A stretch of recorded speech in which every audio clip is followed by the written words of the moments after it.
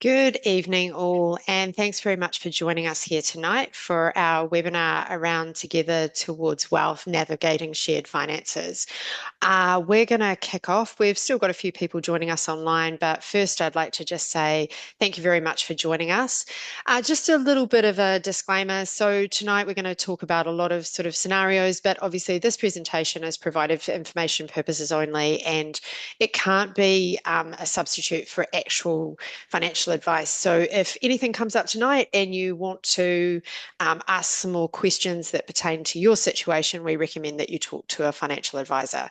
So let's kick off. Tonight I'm joined by two amazing colleagues of mine. Firstly, we are joined by Shelley Palman, who's a financial advisor and Good coach here evening. at Enable Me. Hey, Shelley, how are Hello, you? I'm very well, Yep. thank you. Yep. And also, we're going to be joined by Mel Cooper, who is a financial advisor and wealth expert here with the Advice First team. Good evening. Hi, Mel. How are you? Good. Right. So, we've obviously had a ton of questions come in, and money and finances is always a very, very popular subject. And both of you work with a variety of clients here at Enable Me and Advice First, and the types of conversations that we have to navigate varies through all ages and stages.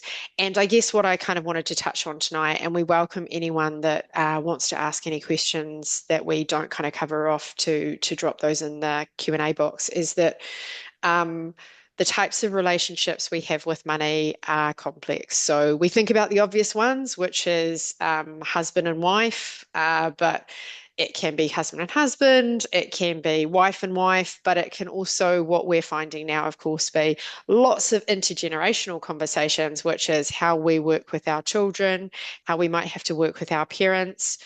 Culturally, sometimes it's how we even manage finances in our whole community setting. So, I guess what we tend to find is that money conversations bleed into all sorts of types of relationships. But Shelley, I guess one of the things that I'm kind of acutely aware of is that money conversations aren't always easy to have, and they can feel really awkward to have. And we talked about those sorts of relationships, and obviously there are relationships that are deep and long, but there are also relationships that are just kind of starting off. But how do you start talking about money? Yeah, and it can be a very, very fraught and taboo conversation. Oh, And absolutely. Yeah. I was thinking about this question actually as I was preparing earlier, and I was sort of socializing it around the family and to see what they think. And actually, it was my partner who came up with actually the place you start is to talk about your goals. Yeah. Like, are you aligned in terms of your goals, particularly when you're meeting someone for the first time or you're entering into a relationship, whatever that relationship might be? So, again, referring back to it could be a husband and wife or people who are dating, but it could also be friends buying a house together. Yeah. So, really having that conversation initially, not about money at all, but where are you headed in life? Do you want to retire early? Do you want to help your kids through uni education? Do you want to have kids or not have kids? All of those conversations that you have around goals can then lead to those money conversations around how you get towards those goals. Yeah. So I think that's a really nice place to start. It's not too threatening. It's Yeah. not too, you're not going in there like I did on the first date and ask if he has a credit card. You're just softly, softly Yeah, introducing goals as a concept. yeah, I think it's one of those things. It's probably a what do we call it? An organization or a career risk is that we start to talk about people and or talk to people, and it's very hard not to kind of jump into that. But Mel, like what you can kind of talk to it as not a financial advisor, but as a parent. Like how do you have those conversations even with your own children?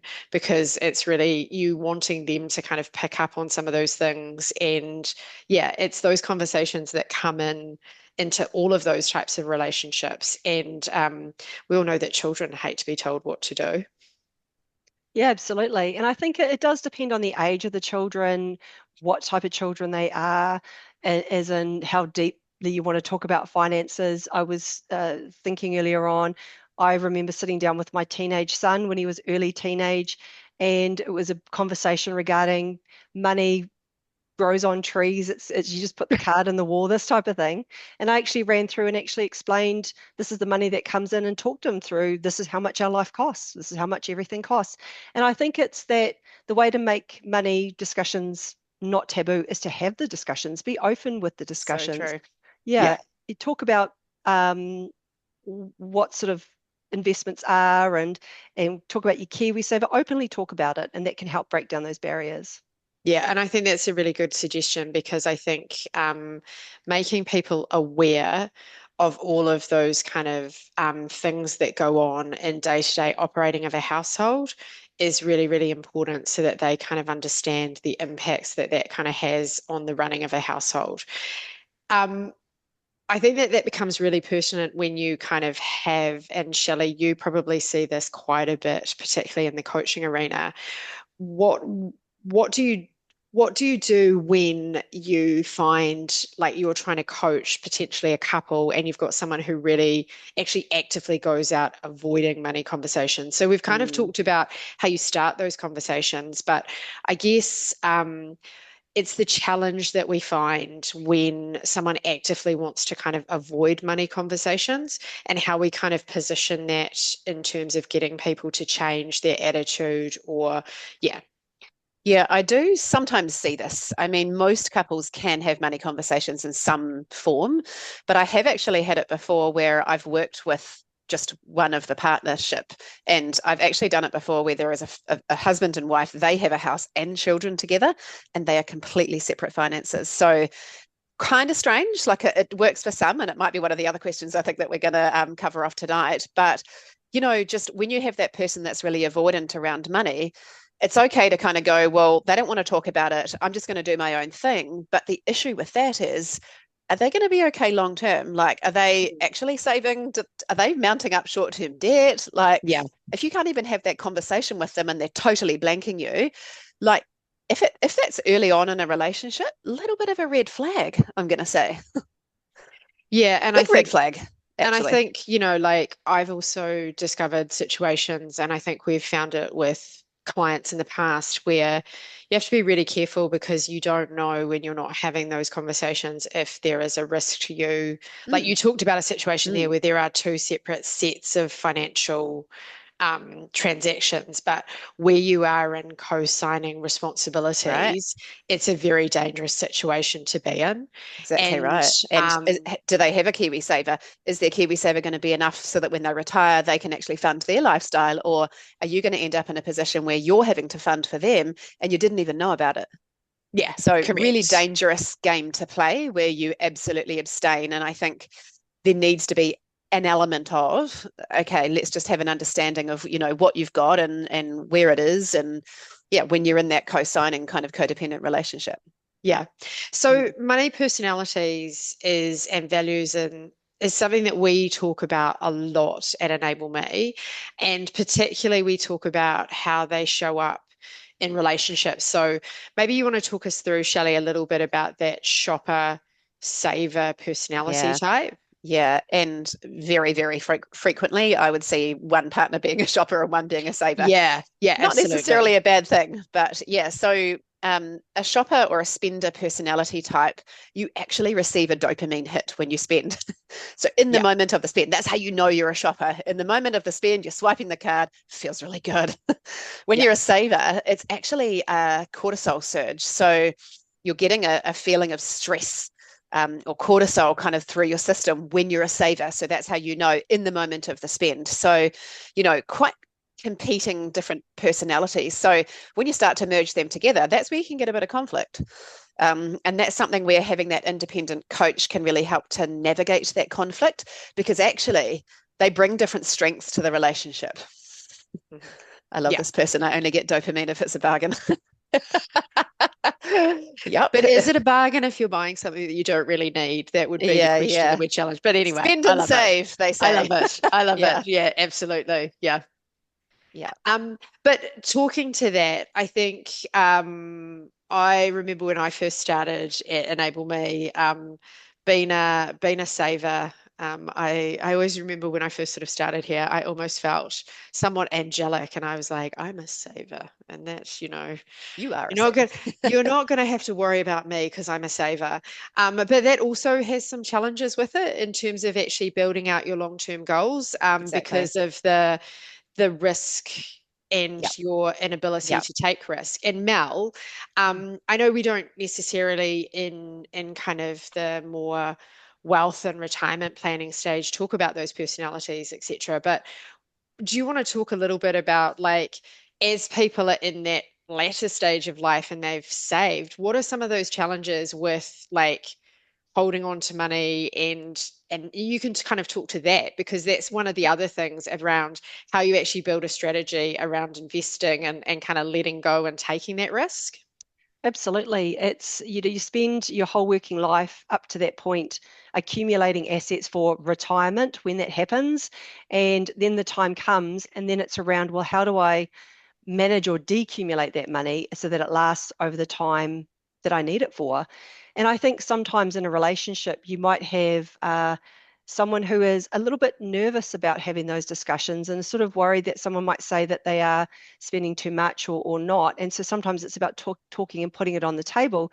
But also something as financial advisors, sometimes we say to people, actually, what are your goals? What is your lifestyle? How much does it cost?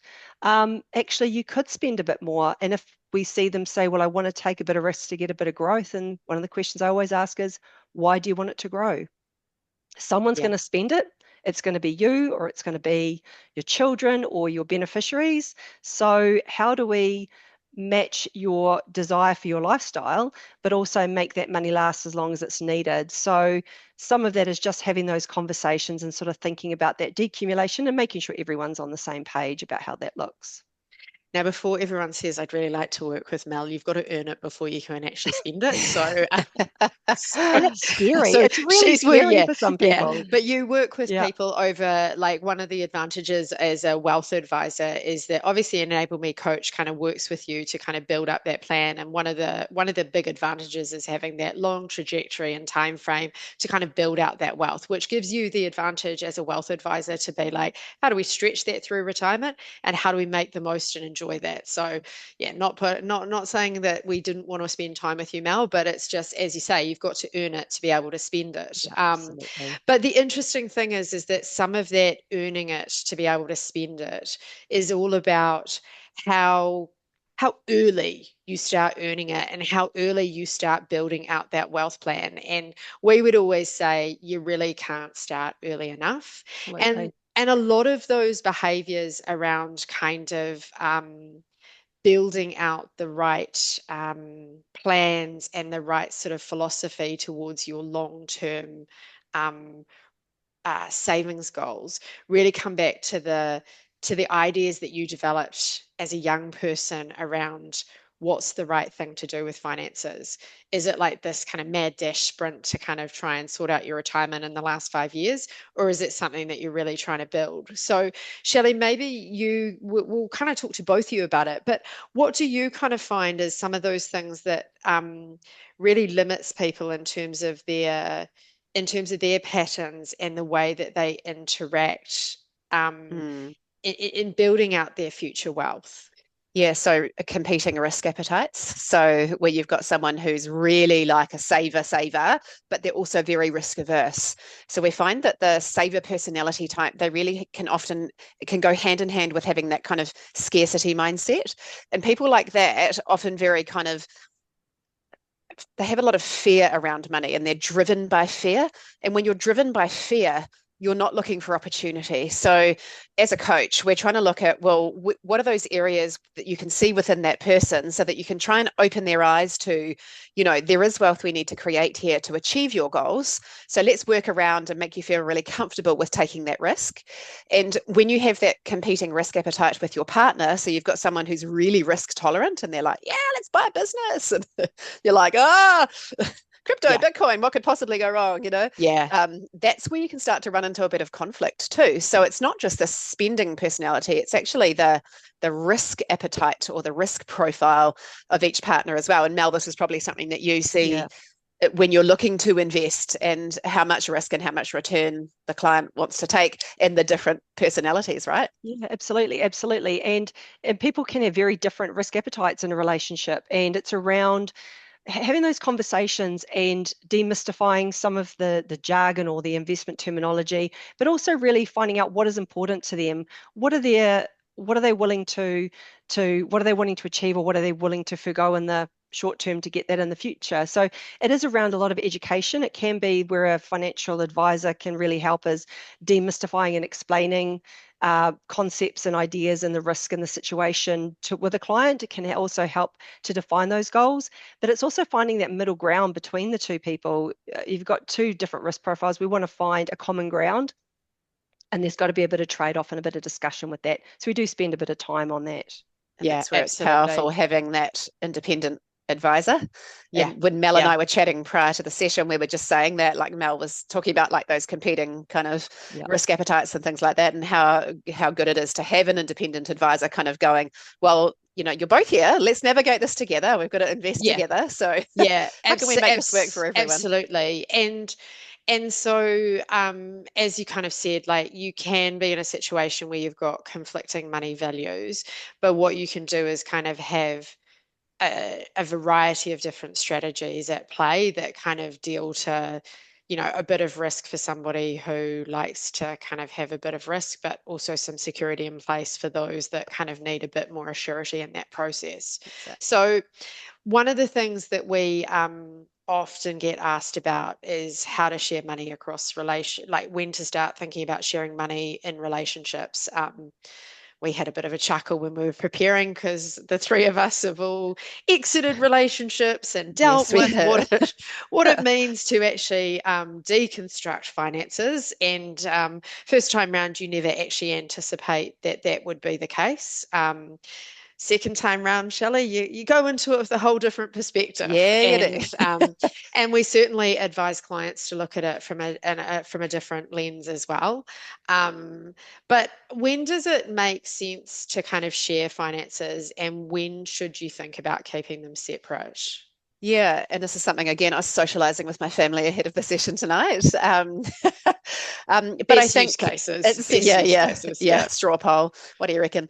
But I think it kind of, to be honest, it depends on your situation. And so I feel like, first and foremost, you've got to really have that conversation around protection of what you bring to the relationship before you merge.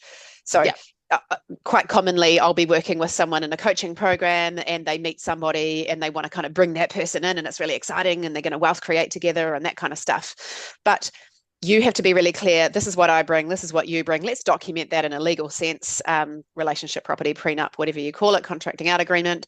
But merging your finances together with someone can actually sometimes happen really quickly. And so generally, maybe if for people who are a little bit younger, I can use myself as an example. We both had children. We had to buy a house together. But then I've seen examples of older couples. So I had a gorgeous couple in their 60s come and see me, and they were completely separate. Second time round, they had their own children, and they actually didn't want to live together, but they had love and affection for each other, and they did holidays and entertaining yeah, and everything together. Really appropriate for those guys to be totally separate. They yeah, still and need to do their contracting out agreement because they are together. They were declaring that they were together. So really important for that legal side of things, even for them, even though yes, they have separate, because they do stuff together, they holiday together.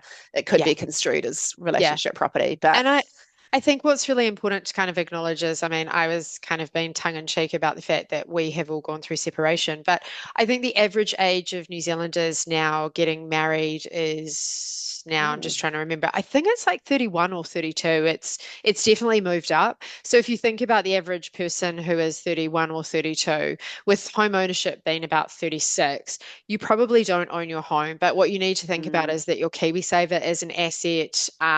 You've any probably savings you got have. savings in your bank Yep. account. And so all of those things start to be an asset base. And if you're moving in and you're living together, the reality is all of a sudden you're entering into a relationship property scenario. And so it gets very, very complicated. And I think a lot of people don't actually consider that is that, gone are the days where marriage is seen as the kind of construct for Mm. being in a relationship. And so there's just a lot more to kind of consider in that process. I don't think there should be any issues with having that conversation either, and No. again, like when you first kind of meet somebody or you're moving together and forward in a relationship, you're looking for flags, green and red and beige.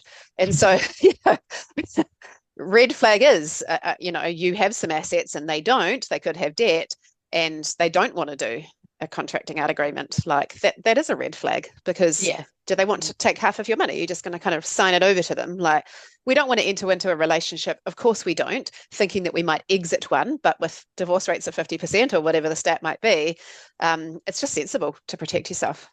I And I think think it's also, what I was going to add to that is, yes, that is important. But I also think as you get older and you do start to live a more combined life, estate planning is really important. What is your intention as you correct. might live together in a separate but in the same house, or you might have different sort of views. But if where do you see your assets going, or who's going to look after you if you get sick, or ill, or unable to look after yourself for a period of time? You may want to make sure that your significant other has the ability to provide that and also not be financially cut off from anything. So while Yeah. it's also important to talk about it from a sort of relationship view, there also should be this wider estate planning, and estate planning can Mm. happen at any age because things happen.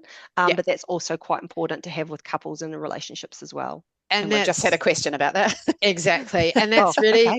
Yeah. that's really Well done, fantastic. Mel. Well done. And that's really fantastic feedback because Karen, who was going to join us today, it was one area that she was really passionate about because you can find yourself in situations where unintentionally you are disinheriting your your children through that process of reblending families and things like that. So there's a lot of considerations. To answer your question, Dara, which is do we cover that estate planning piece?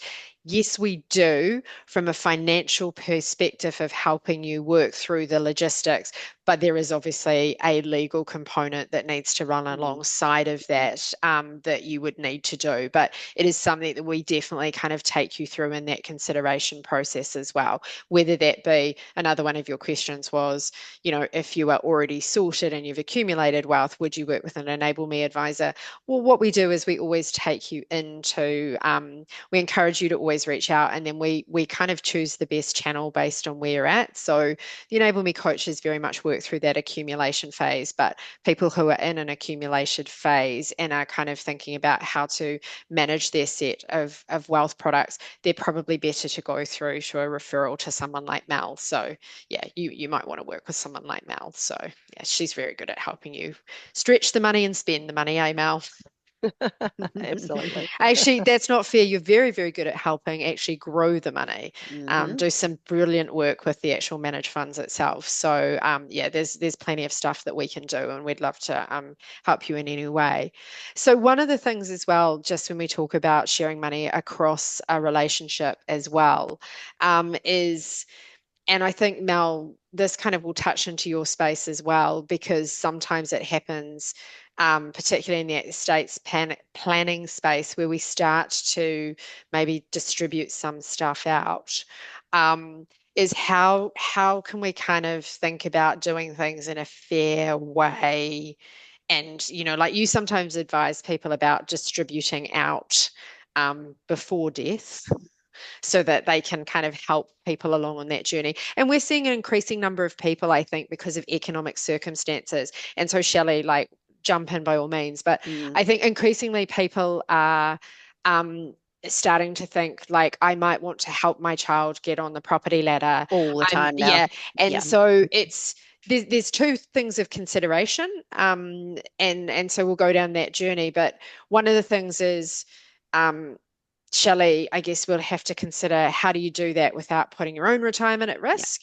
Yeah. And then also, how do you do that with ensuring that we're kind of setting things up in the right way. So over to you two experts. Well, I was going to say, like, one of the things when clients want to give some money or gift some money to their children, there's definitely a protection piece around that and how that gets recorded. There's definitely legal deed of debt things that you can do around that.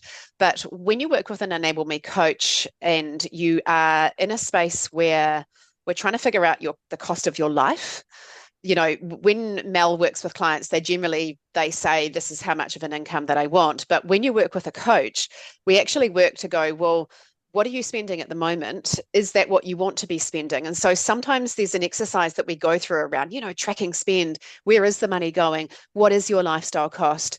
If you do want to have this goal of gifting to your children, what can we do around that, around, optimizing your finances, and the less you spend but still living a happy life, the longer the money's going to last for you, and not the more that you can gift, but yes, you can gift and still be okay. So Enable Me coaches really do that kind of optimal money management side of things with our clients, that really help them to understand where the money's going and what they want to spend their money on with intention, which can actually help them to do both. Yeah. Rather than just going, I want to give them $100,000 and really hope Yeah. that it works. Yeah. Let's dig into that in detail.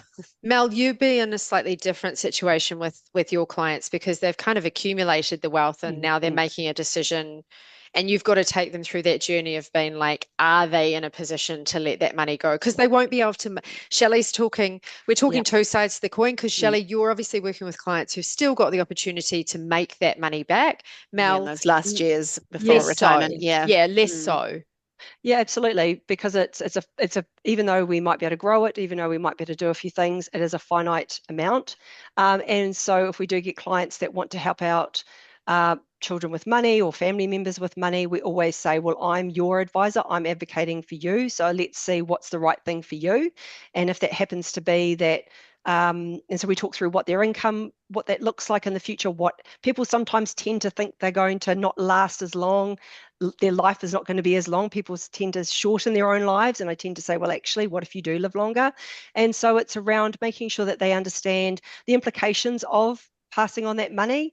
It might feel great now, but then you don't want to be left too short in the future, right, when you're at a point or an age where you need it. So we do have those conversations around what does that look like? What does that leave you with? Is it enough? And then if it's not, well, then what things are in place to make sure that are you going to get it paid back to you? What is that going to, are they going to help you? Is there an agreement in place around that? So it's making sure that they are being looked at as our clients as the most important thing first. And then if it works, then great, what does that look like? But it's just understanding those implications. The great thing with an advisor is that they are not emotionally involved.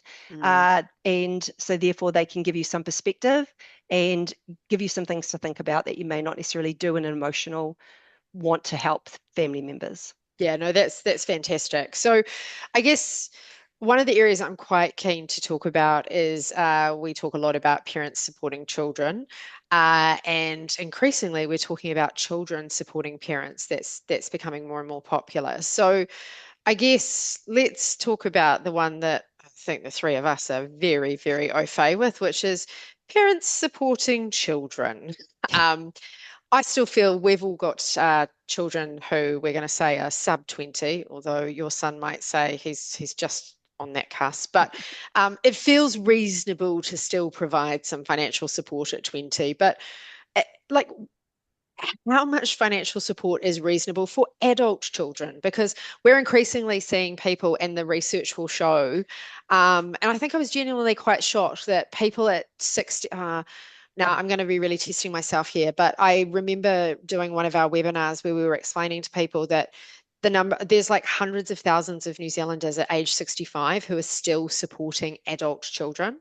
And so, Shelley, you can probably talk to, in a coaching environment, how many people are supporting adult children and what that kind of means as an implication for them for their future retirement. Yeah, and I'll never forget this client that came along to see me. I'm going back like 8 or 9 years now. And they were still receiving an allowance from their daddy at age 40. $400 a week. I think it was something in the realms of about $400 a week. And it was finally being cut off at age 40, hence triggering coming to talk to us about how to manage their money. So that was an extreme example. That also had a lot of other things given to them. So Yeah. yeah, and it's something that I think, harking back, Mel, to what you were saying earlier, is like start the conversation earlier with your kids around the management of money. You might be asking a question around pocket, like how to kind of raise that conversation with children. And when they're little, we want to be linking through the concept of you work to receive money, but it's also a finite resource.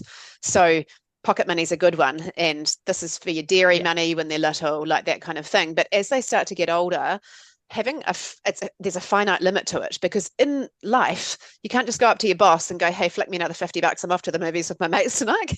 Yeah, So absolutely. it's, here is your allowance. And I do it for my kids in terms of clothes, and their going out money at this point. And then you can add in things like, they can either do their phone and add data or whatever they're going to do. Yeah. But the point is that it's a fixed and finite amount. So they get used to that. And there's got to come a point where you've got to cut them off. And in Yeah. my family, that's 16 and a half.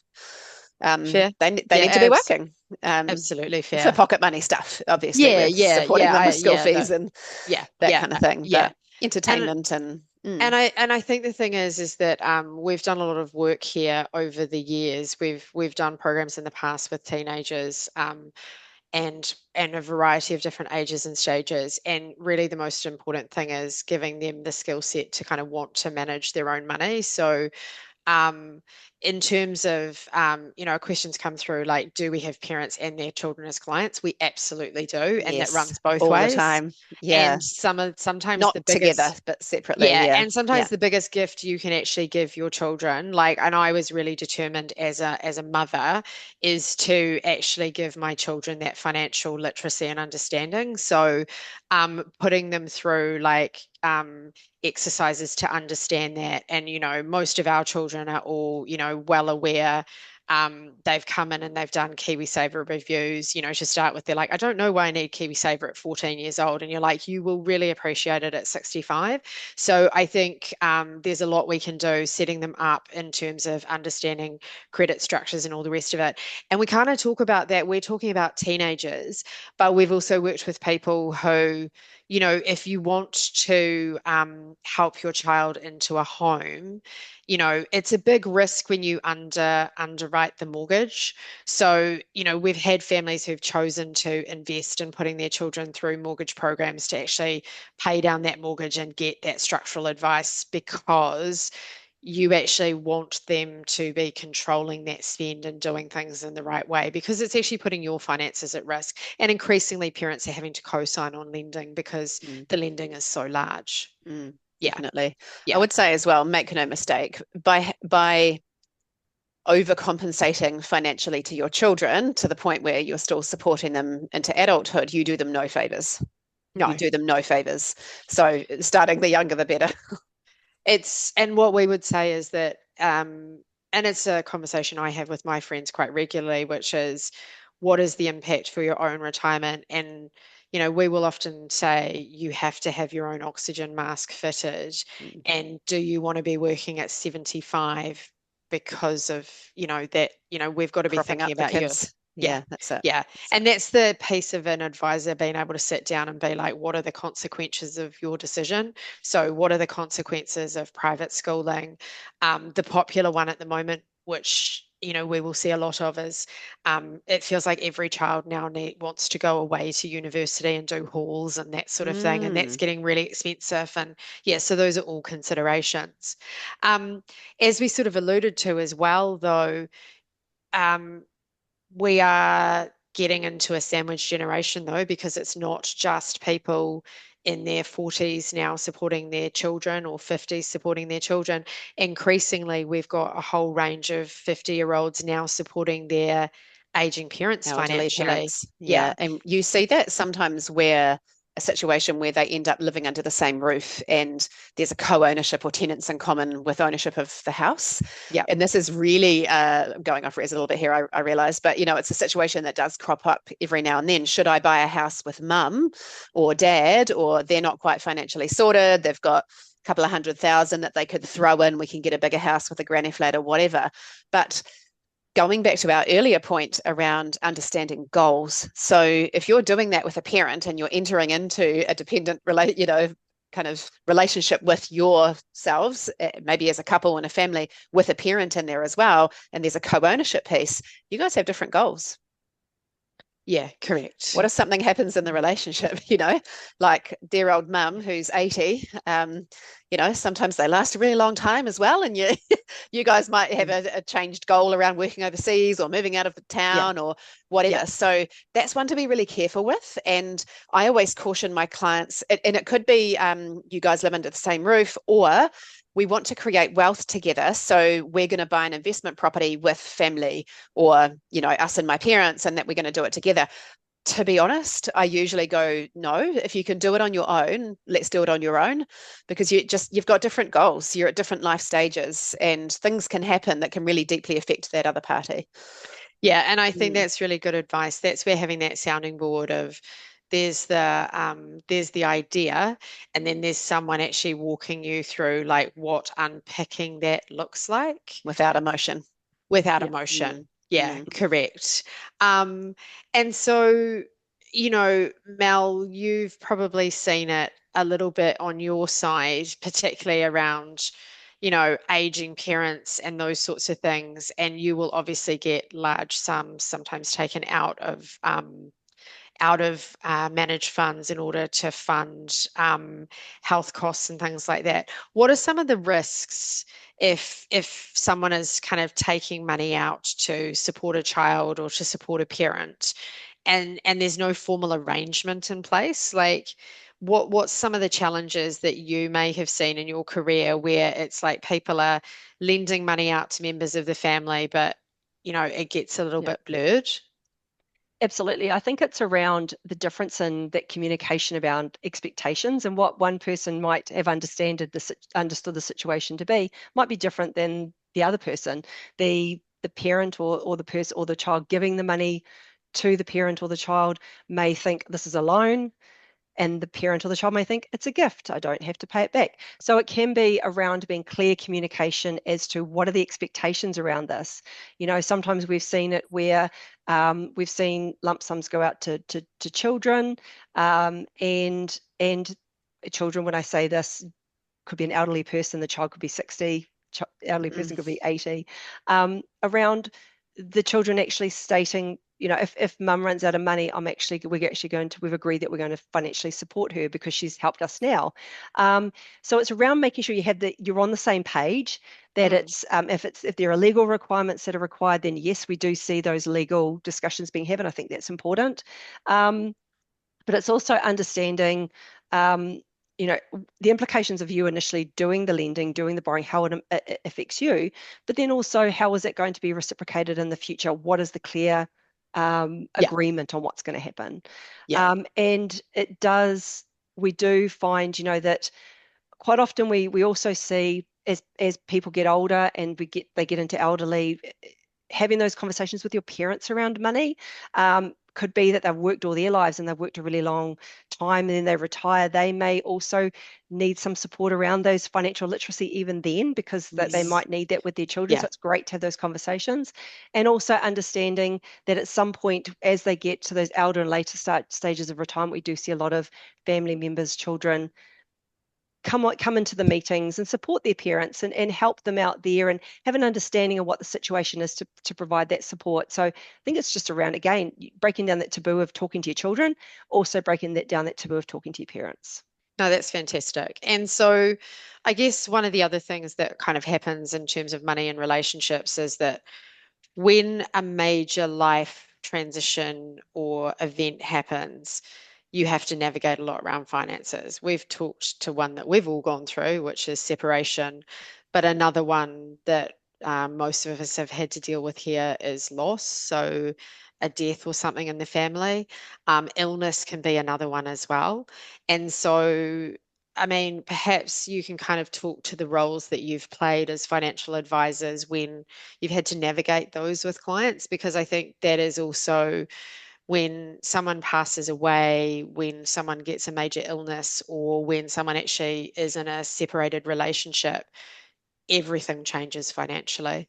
It does. And illness is such a big one. And, you know, we hope that if there is an illness, that person has an insurance policy to replace their income or whatever's necessary. You know, you've got to have that plan B there, but it can just mean a complete loss of income. And so that other person in the relationship's got to suddenly step up as the carer, and they've got to step up as running the household, and they've got to earn. So the pressure really mounts, particularly in that illness kind of, if it's a really big one, like a big diagnosis or something like that. And I think as a coach, when I've kind of guided people through those big kind of illnesses, and it happens all the time. So when we first meet with people, we make sure they've got the right insurances in place. So that's the plan B. But then it's kind of like, well, how are we going to manage that money? How are we going to control your costs? What are those extra costs that you might need? So it's really putting in place an understanding of the what might it look like if. And I think when you coach and when you work with a coach, you do get a really good understanding of your numbers. And generally, the first port of call is we make them as financially resilient as possible. So we've got that 6-month buffer. You know, if they don't have that, we're understanding what is the cost of their life for 6 months. Let's prioritize building that up as quickly as possible. So yeah, again, when there's a couple involved, it's kind of the different roles that each person's going to play and how they navigate that. But I think the more in control you feel around your finances, the easier you can navigate that really kind of treacherous time. Yeah, I agree. I Yeah. agree with that. And I think too that we do see a lot where as people get older, that can happen. And also making sure that you both understand where the expenses are. Like you say, knowing your numbers and knowing that if someone does get sick, if you're in a relationship, you might have someone who is the one who takes care of paying the bills. It's really important to know what that looks like and where they're being paid, and also around making sure that you've got access to, you know, if things do happen, again, back to estate planning, that you've got things in place that things can happen consistently, that bank accounts aren't frozen, things aren't stopped due to death or illness, that those things can continue. Yeah. So look, we've covered a lot tonight, and it's only really the tip of the iceberg. Obviously, we've talked a lot about the importance to actually talk about money. As you can all tell who've attended tonight, we talk about money a lot. We're very open about it. There's nothing like standing around the kitchens at any of the Enable Me workplaces where we all talk about our finances quite openly. No area is sacred. I think we were chatting about yours the other day, weren't we, Mel? I was like, it's load on. Everyone gives everyone financial advice. But I think what we've learned is that it's really important to kind of have these conversations, because it really helps you make better decisions. I think what we've also touched on today is that a lot of the conversations we've had have been around the support that an advisor can kind of give to that process from a kind of depersonalized perspective. And there's been questions that have come through, and like somebody else has asked another question about, if they want to gift money to their daughter to buy a home, what should they do? And should an agreement be drawn up? There's a lot of conversations that we would suggest having with a financial advisor to work through that process about the financial implications. But I think what's also really very much key is that that process also needs to be very much running alongside a legal strand as well, because there's a lot of kind of legal paperwork that needs to go alongside that.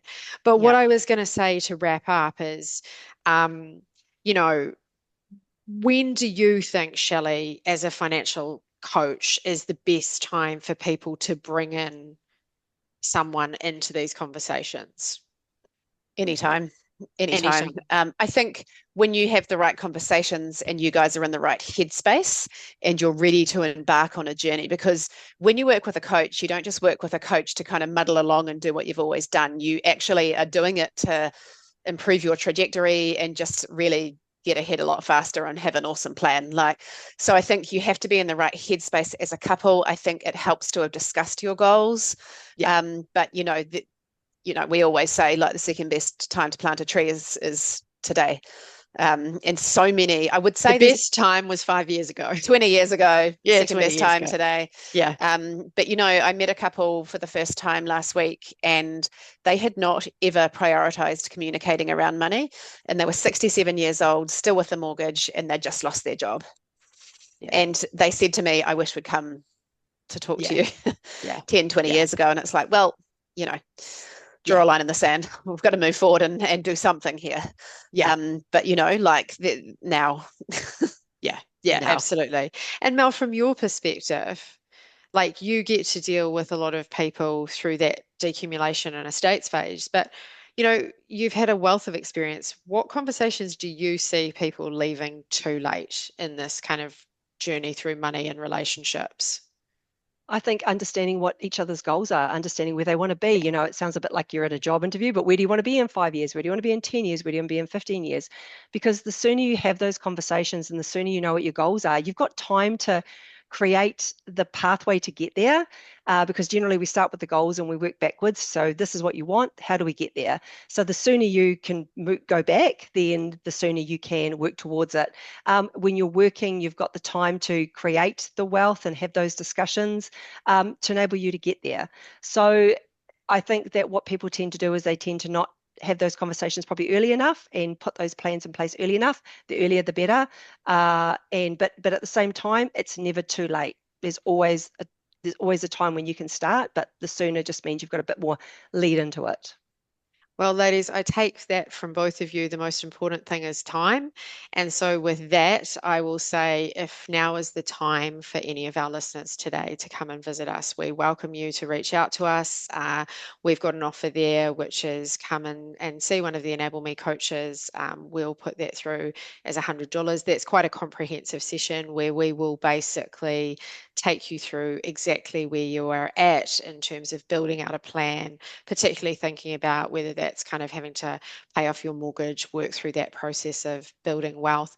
If you are already in that retired phase and sort of dealing with where you are in terms of planning out, what you're doing with your asset base in the near to sort of trajectory of kind of planning through those retirement years, then we also have a team of people here who are equally happy to help you. So, regardless, reach out to us. We've got a solution for everyone. We've also got budgeting tools that we can put you into contact with to use to start that journey. There is always a place to start. So, we really appreciate your time. We hope that has been useful. Shelley, Mel, it is always fun to catch up with you. I look forward to seeing you guys in the kitchen to discuss our next financial endeavors and solve some more problems soon. On behalf of the team at Enable Me, thank you all very much for your time tonight, and we will see you again very soon. Good night. Thanks, guys. Thank you. Bye. Good night.